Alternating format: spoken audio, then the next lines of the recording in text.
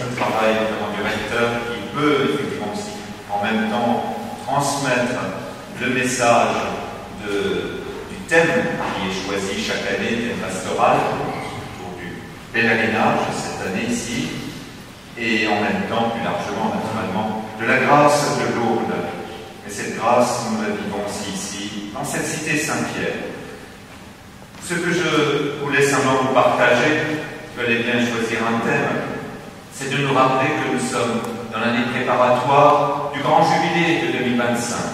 Et vous savez bien, il y a une équipe qui se met en route et qui va nous proposer des éléments très concrets pour le début et toute l'année jubilaire, qui va du mois de décembre, le 28 décembre pour les diocèses, jusqu'à fin décembre 2025.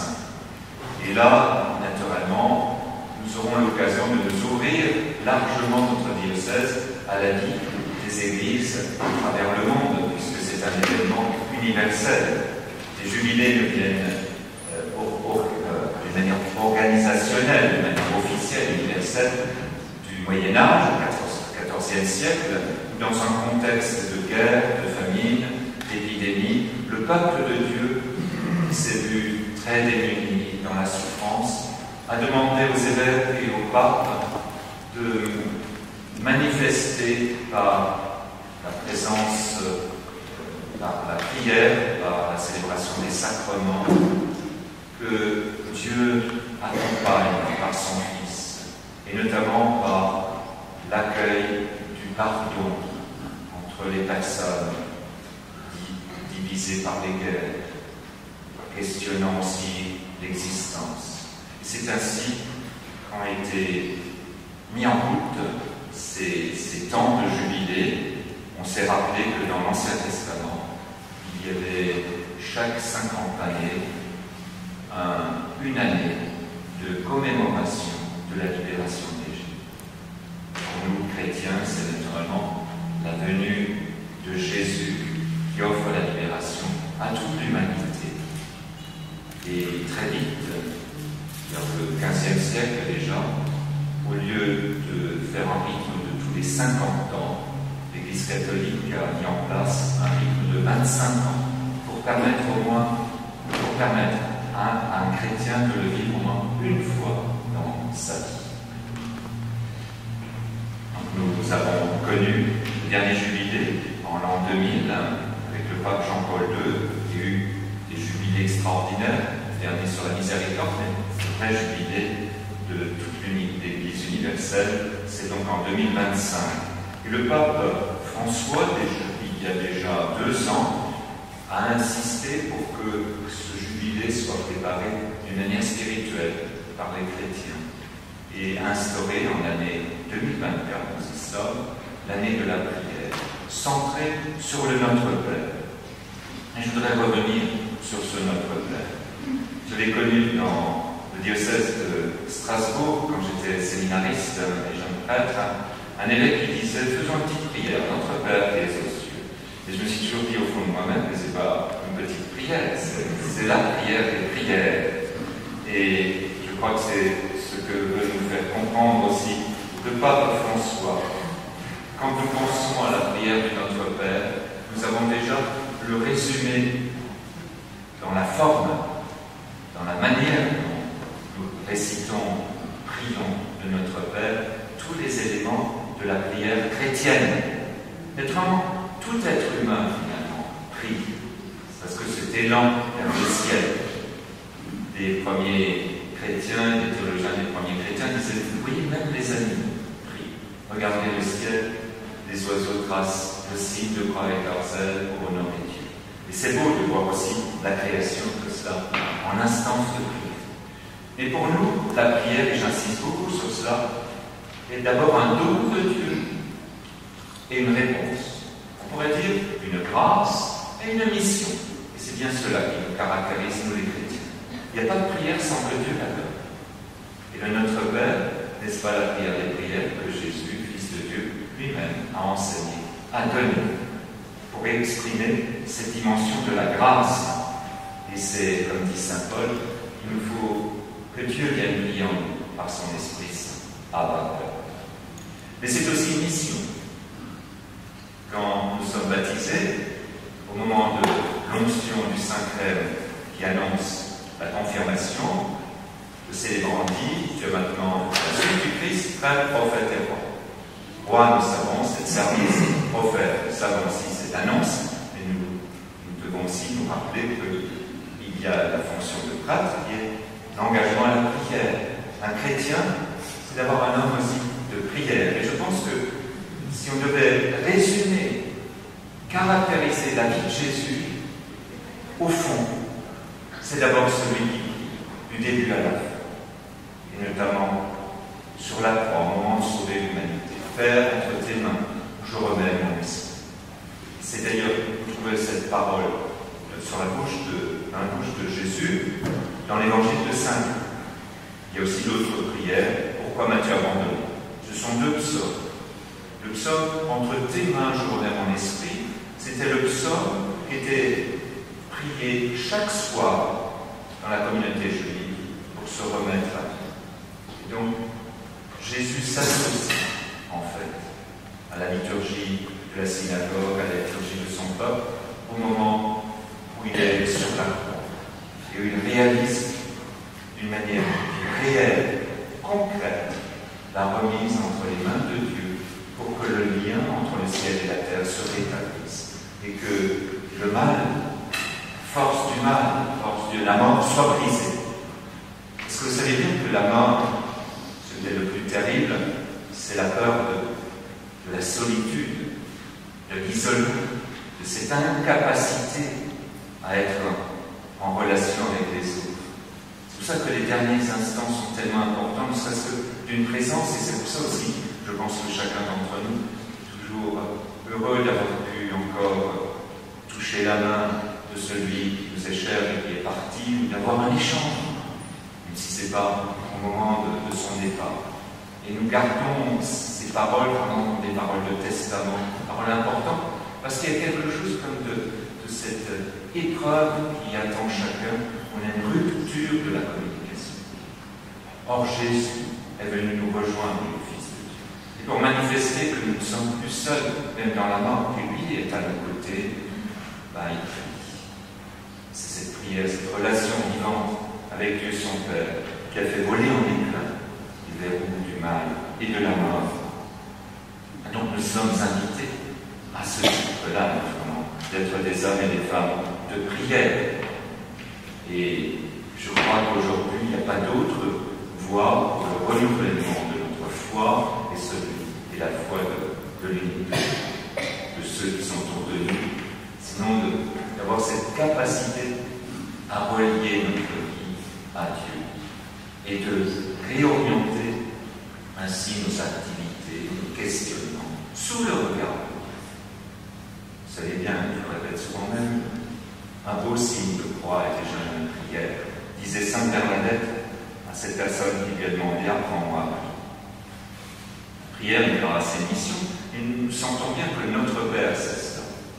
Une grâce parce que c'est la prière de Jésus, une mission parce que il la confie à ses apôtres. Jean-Baptiste avait aussi quelques prières. Alors, dans un des évangiles, c'est des disciples. Mais apprends-nous aussi à prier comme les disciples de Jean-Baptiste, comme les disciples de tel ou tel pharisien. Et Jésus répond à cette prière. Donc une prière à la fois une grâce et une mission. Dans la tradition chrétienne aussi, la prière est également à la fois personnelle et communautaire. Il y a un va-et-vient. Et je pense profondément aujourd'hui, quand je vais célébrer, notamment en été, pour remplacer tel ou tel prêtre dans le diocèse, que je me retrouve notamment avec des communautés très très réduites. Ce qui n'est pas un drame. Je veux dire, il suffit que 2 ou 3 soient réunis, que le Seigneur soit au milieu et un ferment. Mais on dit pourquoi? Pourquoi tellement peu de monde dans nos messes de dimanche? Je me dis, au fond, c'est d'abord nous qui devrions commencer par réapprendre à prier personnellement. Parce que si nous ne prions pas personnellement, si nous n'avons pas une relation à Jésus personnellement, les gestes de la liturgie, la vie, enfin le rassemblement communautaire deviendra quelque chose de l'ordre de la forme, puis alors chacun sa fonction, sa responsabilité, et pratiquement est orienté sur sa responsabilité, oublie presque qu'il s'agit dans un sacrement, dans une célébration communautaire, de la rencontre avec le Seigneur, qui forme son peuple, où chacun doit avoir sa place. Parfois je suis touché, mais ce n'est pas le cas, rassurez-vous ici, la petite chorale, mais que pendant la messe, ceux qui s'agitent le plus, c'est parfois la chorale, alors qu'ils devraient nous aider justement à prier.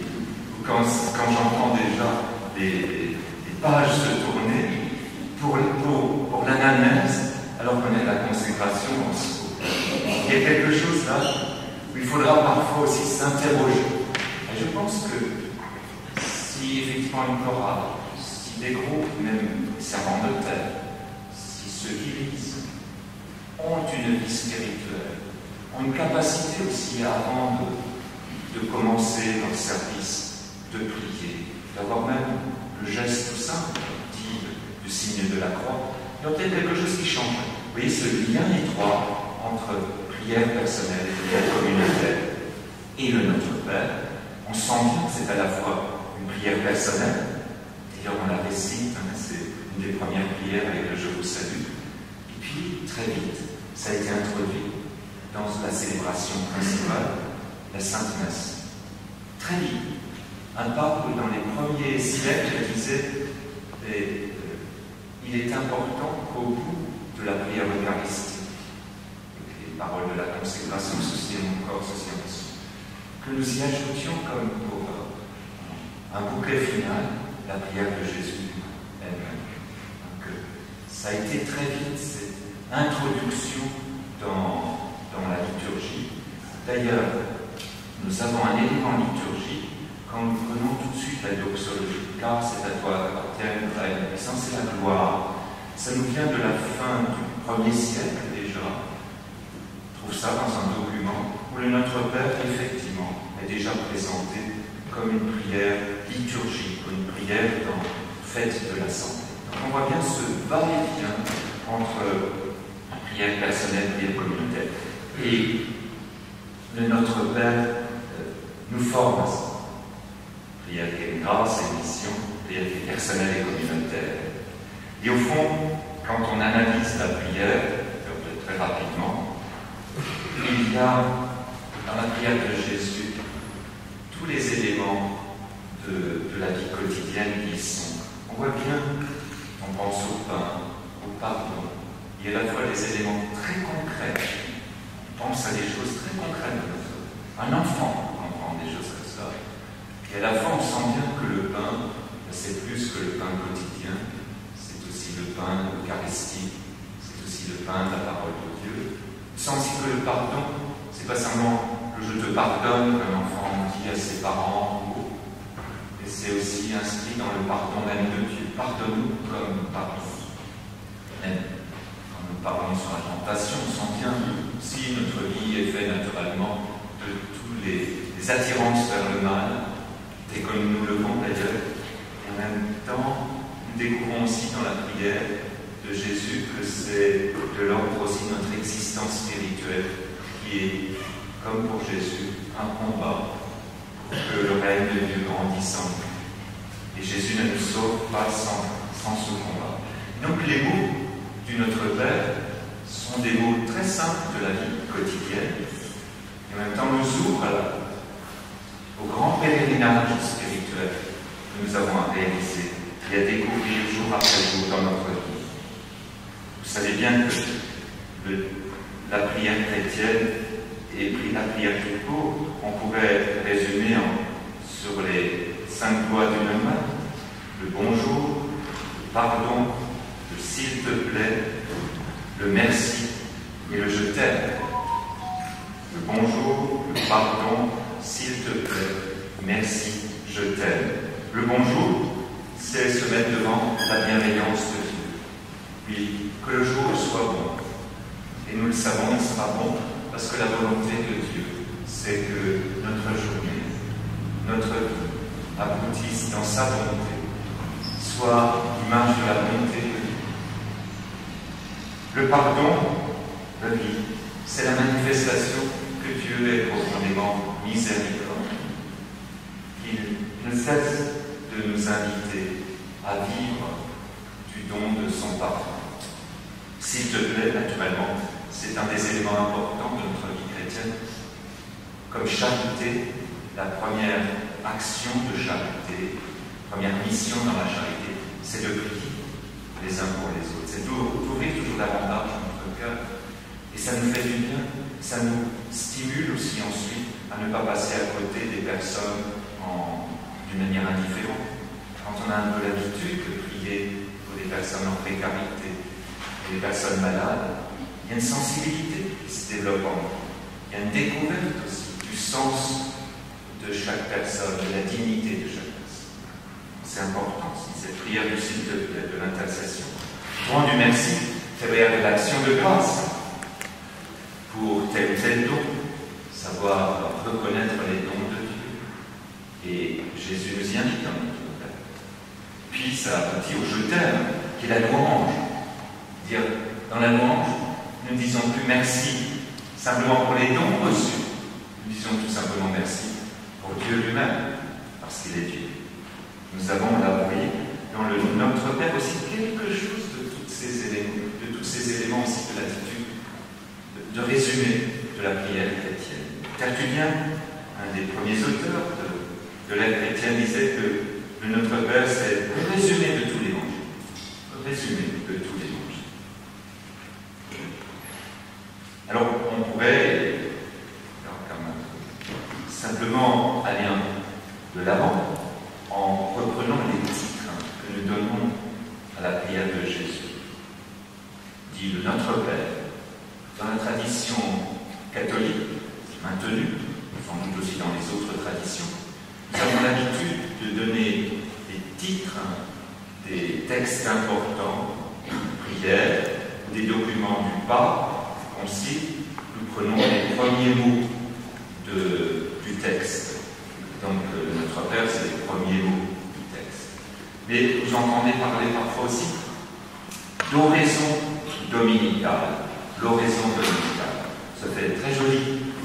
C'est une traduction littérale du latin. Oraison veut dire la prière dominicale du Seigneur. Donc, la prière du Seigneur. Oraison dominicale. Et si nous prenons ces deux titres, d'abord, le titre de oraison dominicale, prière du Seigneur. C'est important de nous rappeler effectivement que c'est la prière que vraiment le Seigneur nous a donnée. Et même des commentateurs bibliques, des scientifiques, des exégètes les plus critiques, parfois qui ne trouvent même plus de paroles qui seraient authentiques, qui seraient vraiment celles de Jésus. Là, pour le Notre Père, il y a l'unanimité.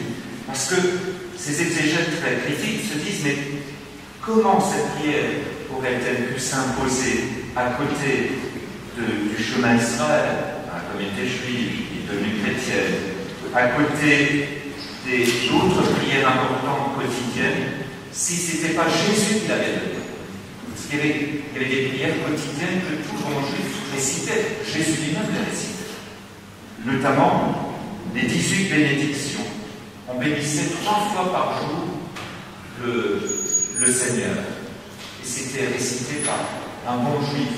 Et dès les premiers temps, dès le premier siècle, qu'est-ce qui prenait place 3 fois par jour? Le Notre Père. Donc les premiers chrétiens récitaient à la place finalement des 18 bénédictions de Notre Père. Et on se dit, ça ne pouvait avoir comme autorité que Jésus lui-même. C'est très bien comme ça. Parce que de temps en temps, il faut aussi que la critique la plus sévère puisse avoir un os à ronger, ce qui est là. Là, on reconnaît vraiment que Jésus a donné cette prière. Et on peut s'y reconnaître qu'il y a sans doute beaucoup plus de textes et d'enseignements qui remontent vraiment à Jésus et dont nous pouvons être sûrs, nous, qui avons parfois un esprit rationaliste, que notre évangile résiste à toutes ces critiques aussi. Du Seigneur, cela veut aussi dire que notre prière est parole de Dieu et qu'elle entre dans la grande tradition des psaumes. Par prière, sans que Dieu la donne, nous a donné les psaumes et nous a donné, comme en résumé de tous les psaumes, le Notre Père, prière par excellence. Et ça devient effectivement le modèle de toute prière. Je vais y revenir. Et puis il y a le terme Notre Père. Et je trouve que c'est vraiment le résumé finalement de la révélation, résumé de notre foi, du trésor de notre foi. Nous disons Père, mais ce mot Père, c'est vraiment ce qui caractérise Jésus. En partie, il a été condamné pour ça, parce qu'il appelait Dieu, pas comme les Juifs, parfois Père glorieux, Papa. Il utilisait un terme araméen qui était usuel pour l'enfant qui s'adressait à son papa qu'il aimait. Papa, Abba. Parce que ça aussi, nous sommes convaincus que Jésus utilisait ce terme. Il a été condamné par les autorités pour cela. Il blasphème. Il entrait dans une intimité trop grande. Et en disant Abba, maintenant il se révélait comme le Fils de Dieu. Abba, c'est un terme qui remontait à Jésus, parce que même dans la liturgie, il est intérieur. Paul lui-même, qui s'adresse à des gens qui n'étaient plus de la Palestine, il utilise ce terme-là. Dieu a envoyé dans nos cœurs l'esprit de son Fils qui crie Abba Père. C'est l'évocation de la prière des chrétiens qui, sans doute, de temps en temps, chantaient Abba, comme nous chantons encore l'Alléluia, qui nous vient aussi de la tradition juive, louer le Seigneur. C'est en Galates 4, cette citation d'Abba. Nous savons qu'en Marc aussi, à Gethsémani, quand Jésus est en agonie, il dit Abba Père, pas ma volonté mais la tienne, Abba. Donc il y a quelque chose de l'union à l'intimité même de la prière de Jésus, à la relation intime de Jésus à Dieu son Père. Quand nous disons le Notre Père, c'est tout ça que nous disons. Et nous disons en plus notre, pas mon Père, notre, c'est-à-dire que nous affirmons que Dieu est bien le Père, non seulement d'un peuple, mais de tout l'univers, de toute l'humanité. Et Jésus est venu pour toute l'humanité. Et nous rappelons ainsi que nous avons été plongés dans les eaux baptismales, qui que nous soyons, pour devenir fils et filles de Dieu en Jésus. Et que le Notre Père finalement chante l'accomplissement de la promesse des prophètes qui se manifeste et qui se chante à la fin de notre Bible, dans le livre de l'Apocalypse. Je serai leur Dieu et lui le peuple sera mon fils. Je serai son Dieu et lui le peuple sera mon fils. Apocalypse 21. C'est une des manières aussi de chanter l'accomplissement de la longue histoire sainte et de la promesse que les prophètes ont faite au peuple. Alors, si nous prenons encore un petit instant pour parcourir les demandes, alors il faudrait pratiquement pour chaque demande une demi-heure. Je ne le ferai pas. D'ailleurs, vous avez ça, je crois, c'est enregistré. Le père Donnet, Jean-Marie Donnet, avait pris comme thème de Notre Père pendant la neuvaine à Sainte Liturgie au mois de mai. Vous avez sans doute des éléments aussi. Et si vous voulez l'approfondir, je ne peux que vous conseiller déjà le catéchisme de l'Église catholique. C'est assez remarquable. C'est un petit peu cette introduction. D'ailleurs, je crois qu'il y a des choses que je vous ai dites là qui sont là-dedans. Ce qui est intéressant dans le catéchisme de l'Église catholique, vous avez une catéchèse, certes, ça peut être un peu sembler un peu compliqué, mais quand il faut rentrer dans le catéchisme de l'Église catholique avec des choses qui nous intéressent. C'est un peu comme une encyclopédie. Il ne faut pas prendre le catéchisme et commencer par la première page. Il faut prendre un thème. Le thème de la prière est remarquable. D'autant plus que j'ai appris par Cardinal Sonborn, qui est l'actuel évêque encore de Vienne, avec le cardinal Ratzinger, qui est chargé de superviser la réalisation du catéchisme. Ils ont demandé que l'article sur la prière soit rédigé par un prêtre au Liban. Et il l'a rédigé dans les années 75, sous les bombardements. Mais à un moment donné, il n'y avait plus d'électricité, et il y avait des délais. Et donc il a tapé une machine manuelle. Ça a beaucoup touché. Il a envoyé ça à temps. Il a envoyé son enseignement sur la prière, que nous avons dans le catéchisme, sous les bombes du Liban, de Beyrouth. Il y a toute une histoire du catéchisme, de l'histoire contemporaine. L'histoire de la prière, c'est très beau, mais notre Père est analysé. Et ce qui est intéressant, chaque demande, il y a un éclairage qui renvoie à l'Écriture sainte et à des citations des premiers pères de l'Église. Vous avez Tertullien, vous avez Saint-Augustin, etc. Donc n'hésitez pas, si vous avez un petit moment retour du pèlerinage à Lourdes d'ici le mois de décembre, plongez dans le catéchisme de l'Église catholique. Il est sur l'ordinateur, il est plus jeune, et puis il est facilement abordable, puisqu'il est aussi en édition de poche. Alors quand nous disons le Notre Père, nous voyons qu'il y a 7 demandes. Je pense que vous avez déjà fait attention. Il y a 7 demandes. Et quand on regarde bien, il y a 3 plus 4. 3 concernent le nom, le règne et la volonté. Les 3 premières nous tournent vers Dieu. Et c'est vrai que le chiffre 3, c'est Dieu. C'est le signe même de Dieu. Pour nous, plus, c'est aussi l'évocation de notre foi en Dieu, Père, Fils et Esprit Saint. De fait, que ton nom soit sanctifié nous renvoie plus directement à Dieu, le Père. Nous avons d'ailleurs juste évoqué notre Père, que ton nom soit sanctifié. Pour être traduit, fais-toi reconnaître comme Dieu. Et puis ensuite, on a que ta volonté, que ton règne vienne. Et là, on renvoie plus à Jésus, qui était celui qui servait le règne, qui annonçait le règne, et qui finalement, dans sa vie, manifestait que Dieu régnait. Donc on est un peu tourné vers Jésus.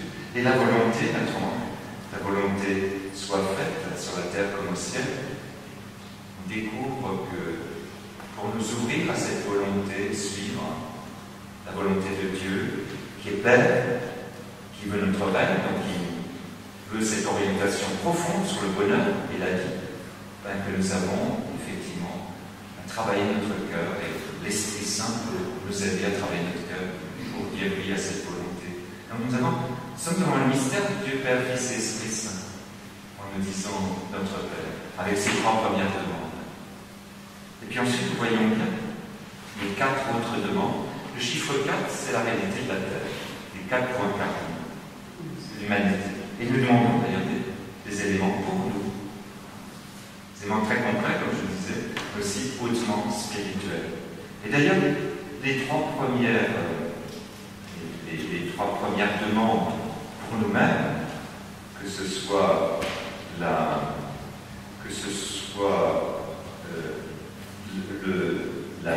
pain, que ce soit le pardon, que ce soit la libération du mal et des tentations, il y a comme un rappel des 3 tentations de Jésus dans le désir. Donc nous participons en fait à la vie de Jésus et au chemin humain de Jésus pour aller de l'avant, pour vivre sous le regard de Dieu. Et nous sommes dans la prière du Notre Père, pas dans une petite prière, quelques formules, mais nous entrons dans le mystère de Dieu et de ce qu'il veut pour nous. Et cette prière quotidienne est une bonne éducation pour nous avec le Je vous salue. Nous garde dans l'esprit de Dieu. Nous approfondit notre foi en Dieu. Et c'est important que les enfants très tôt sachent par cœur le Notre Père et le Je vous salue. Très tôt. Il y a tout un effort qui est fait là où c'est possible, dans l'enseignement catholique, où les professeurs eux-mêmes disent mais pourquoi on n'apprendrait pas le Notre Père et le Je vous salue dans dynamique? Vous apprenez bien d'autres textes, pourquoi ne pas apprendre? Même s'il n'est pas croyant, même s'il est un musulman, pourquoi il n'a pas le droit de savoir comment les formules de la tradition chrétienne? Donc il y a tout un travail qui est fait là, en ce moment pour que dans l'école primaire, catholique, on puisse à nouveau, par des méthodes qu'ils ont, une pédagogie qu'ils ont, point de vue très scolaire, parce que dans l'enseignement catholique, normalement, le professeur de premier degré est chargé de transmettre la culture religieuse. Et donc, c'est un travail qui est en cours là, en ce moment, mais c'est aussi un travail dans la catéchèse. J'ai lu un petit livret, Les premiers pas avec Jésus, où nous avons repris un peu cela dans une tradition pédagogique. Je trouve que c'est très important.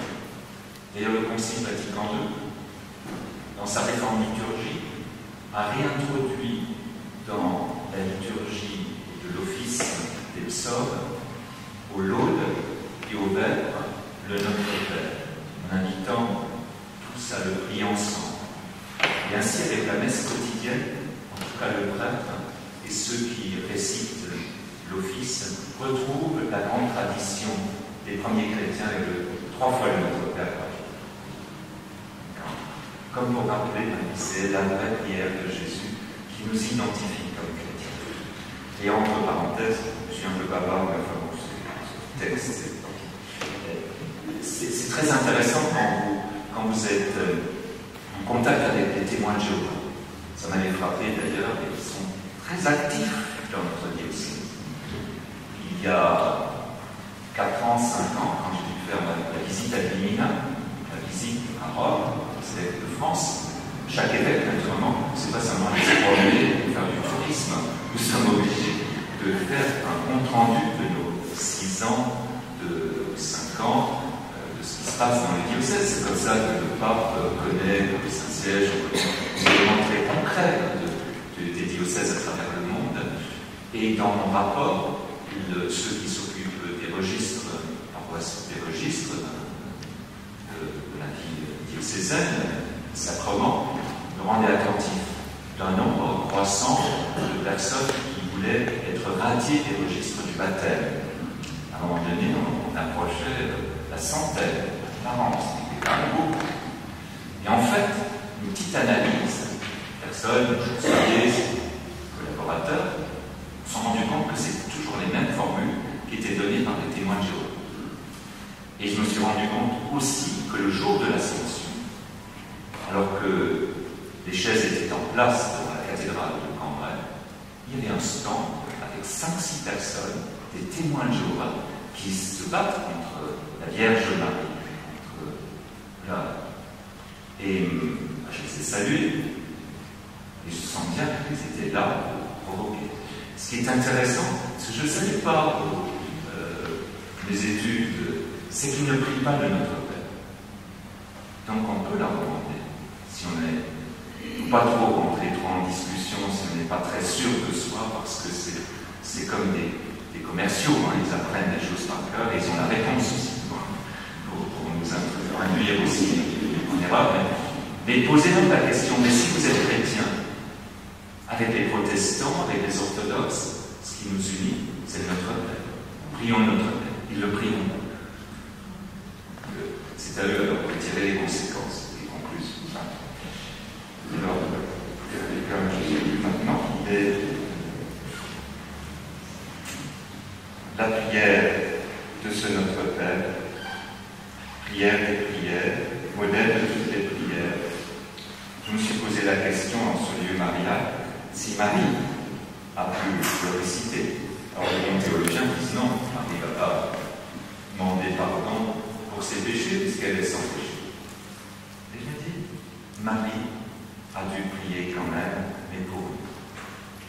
Parce qu'elle veut toujours nous introduire dans la prière. D'ailleurs, Marie, au pied de la croix, était là debout parce qu'elle priait. Et qu'est-ce qu'elle priait? En fait, elle connaissait par cœur les psaumes. Elle priait avec Jésus. Elle répondait aux psaumes. Mon Dieu, pourquoi m'as-tu abandonné? Viens à mon aide, se répondaient Jésus et Marie. Et sans doute aussi le Notre Père, pour nous, pour notre salut.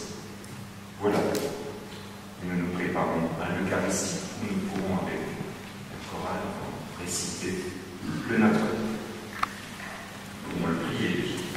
Notre Père, qui es aux cieux, que ton nom soit saint.